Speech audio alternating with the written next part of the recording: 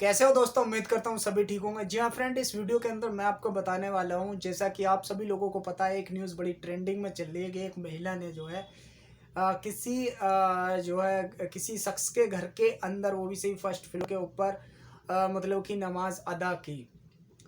तो यहाँ पे मैं ये कहना चाहूँगा कि अगर कोई मुसलमान है, 5 वक्त की नमाज पढ़ता है, अगर मुस्लिम महिला है और वो नमाज की पाबंदी करती है, अच्छी है, यानी अच्छी परहेज़गार है, तो सबसे पहली बात ये होती है, क्योंकि मैं भी कहीं काम करता हूँ, तो मैंने इंटरव्यू के दौरान ये चीज़ें पहले ही तय कर ली थी कि भाई देखो, ऐसे-ऐसे मैं जो है 4 टाइम मतलब 5 टाइम की नमाज़ पढ़ता हूँ, और जो है मैं कुछ टाइम यहाँ पे नमाज़ पढ़ूँगा और जो जुमा की नमाज़ होती है वो बाहर अदा करने जाता हूँ। उन्होंने कहा ठीक है, मुझे कोई दिक्कत नहीं है, तो मैंने की। उस टाइम पे ना तो मैं ये चीज़ इतनी थी, बहुत छोटी रखता था, और ना ही मुझे इतनी आज की जो इल्म है, मेरा इतना इल्म पहले नहीं था। उसके बावजूद अब की बात करें तो आज भी मैं वही चीज़ करता हूँ। उन्हें कोई मुझसे दिक्कत नहीं है, मुझे उनसे कोई दिक्कत नहीं।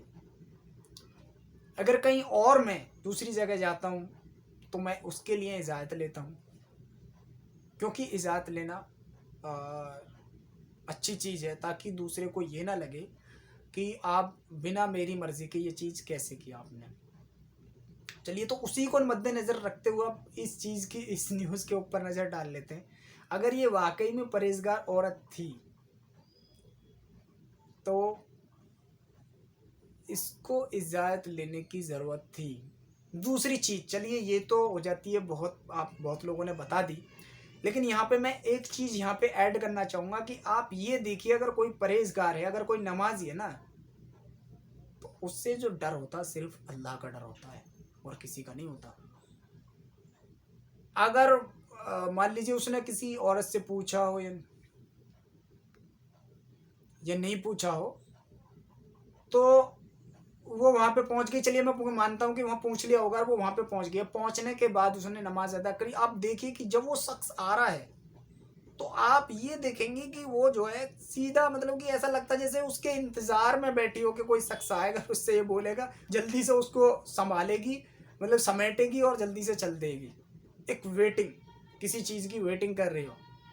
अगर कोई वाक़ई में सच्ची नमाज़ी होती, तो मेरे अंदाज़ से जो मैं अभी वो इस्तेमाल करता हूँ कपड़ा, उसको उठाता हूँ, तह बनाता हूँ और उसको बाद उसको रखता हूँ। ये नहीं कि यूँ खींचा और रख लिया और बस चल दीजिए, और हाथ जोड़ते हुए निकल गए, ये और गलती हो गई, ये और। जिस औरत को ये पता है कि हाँ, मैंने ये गलती की है, उस औरत को ये भी पता है कि मैंने गलती क्या की है, तो उस गलती करने से पहले क्या उसको इतना इल्म नहीं था कि मैं क्या गलती कर रही हूँ? मुझे तो लगता नहीं। यानी कि कहीं न कहीं ये सारी चीज़ें बनाई हुई हैं।